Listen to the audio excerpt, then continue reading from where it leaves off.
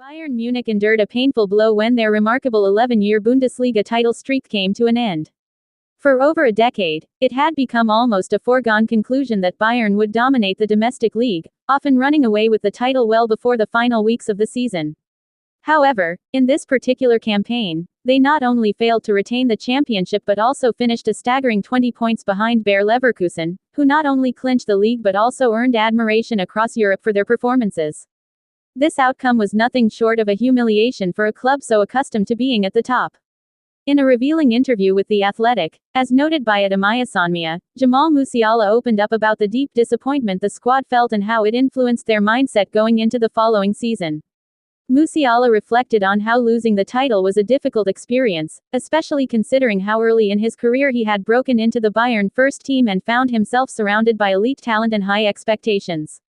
He admitted that the frustration of losing to Leverkusen served as a powerful motivator.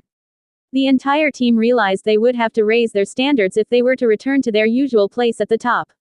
That painful defeat planted a hunger within the squad, an urgent need to reclaim what they felt was theirs. Musiala noted that they worked harder, pushed themselves further, and eventually succeeded in winning the league title back. However, he stressed that the mission doesn't end there. With the championship once again in their hands, the focus is now on defending it with even greater desire. The feeling of lifting the trophy is addictive, and it's one the players are determined to experience repeatedly. This relentless drive is, in many ways, the core of Bayern Munich's identity. The club's ethos centers on a refusal to be satisfied with success. Every title is celebrated, but it also becomes the new standard to surpass.